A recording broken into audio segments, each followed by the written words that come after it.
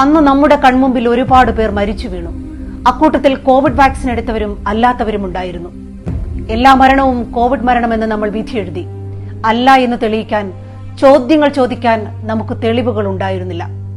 സ്വാതന്ത്ര്യാനന്തര ഭാരതം നേരിട്ട ഏറ്റവും വലിയ പ്രതിസന്ധികളിൽ ഒന്നായിരുന്നു കോവിഡ് വ്യാപനവും പ്രതിരോധവും. ലോകം മുഴുവൻ വിറങ്ങലിച്ചു നിൽക്കുന്ന സ്ഥിതിയുണ്ടായി. ഭാരതവും പ്രതിസന്ധിയിലായി.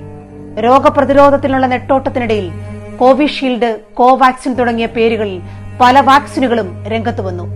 മുൻപും പിൻപും നോക്കാതെ നമ്മൾ ഈ വാക്സിനുകൾ സ്വീകരിക്കാൻ നിർബന്ധിതരായി. വാക്സിൻ എടുത്തതിന്റെ സർട്ടിഫിക്കറ്റ് ഇല്ലാതെ പുറത്തേക്കിറങ്ങാൻ പറ്റാത്ത നിയമങ്ങൾ നിർമ്മിക്കപ്പെട്ടു.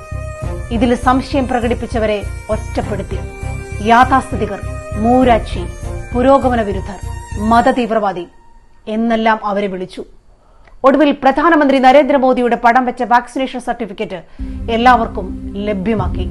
മോദിയും സംഘപരിവാറും ഇതിനെ രാഷ്ട്രീയമായി ഉപയോഗിച്ചു. അന്നും അതിൽ എതിർപ്പറിയിച്ച പ്രതിപക്ഷത്തിനെ ചീത്ത വിളിക്കലായിരുന്നു മോദിയുടെ പ്രധാന പരിപാടി. വർഷങ്ങൾ 3-4 കഴിഞ്ഞു. കോവിഷീൽഡ് വാക്സിൻ സ്വീകരിച്ചവരിൽ പലരും ഹൃദയാഘാതം മൂലവും അല്ലാതെയും കുഴഞ്ഞു വീണ് മരണത്തിന് കീഴടങ്ങിയത്രേ. പലവിധ അന്വേഷണങ്ങൾ നടക്കുന്നു. മരണങ്ങളുടെ പെരുപ്പം സംശയം ജനിപ്പിച്ചു.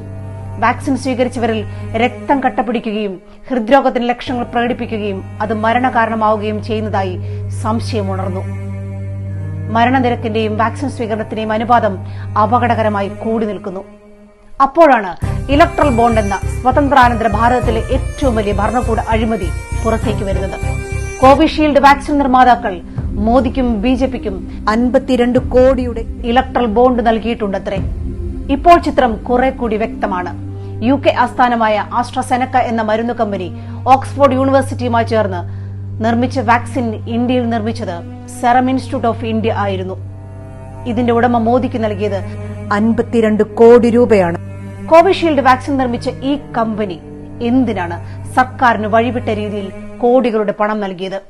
വാക്സിൻ സ്വന്തം ജനതയിൽ പരീക്ഷിച്ച് ഈ നാട്ടിലെ പൌരന്മാരെ പരീക്ഷണ വസ്തു ആക്കുന്നതിനോ?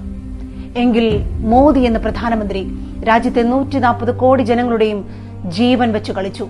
അവരെ വഞ്ചിച്ചു, ഒറ്റുകൊടുത്തു. ഈ കാര്യത്തിന് നിജസ്ഥിതി പരിശോധിക്കപ്പെടേണ്ടതുണ്ട്. 52 കോടി രൂപയുടെ ബോണ്ട് നൽകി സഹായിച്ചത് എന്തിന്റെ പ്രത്യുപകാരമാണെന്ന് ബിജെപിയും മോദിയും വ്യക്തമാക്കണം. ഒരു ദരിദ്ര രാജ്യത്തിലെ പൌരന്മാരെ മൊത്തം വെള്ളലികളെ എന്ന പോലെ ഭരണകൂടം പരീക്ഷണ വസ്തുവാക്കി എന്ന് ഭാരതത്തിലെ ജനത സംശയിച്ചാൽ അതല്ല എന്ന് തെളിയിക്കാൻ കമ്പനിക്കും മോദിക്കും കഴിയുമോ? ഇതാണോ മോദിയുടെ ഗ്യാരണ്ടി?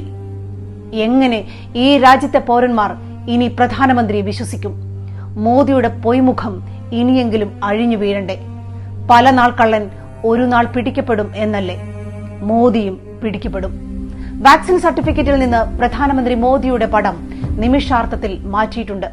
എവിടെയെങ്കിലും വാഹനം ഇടിച്ചു കയറ്റി കുറെ പേർ മരണപ്പെടുകയോ അപകടപ്പെടുകയോ ചെയ്യുമ്പോൾ അതിന്റെ ഡ്രൈവർ വാഹനം ഉപേക്ഷിച്ച് ഇറങ്ങി ഓടുന്നത് പോലെ.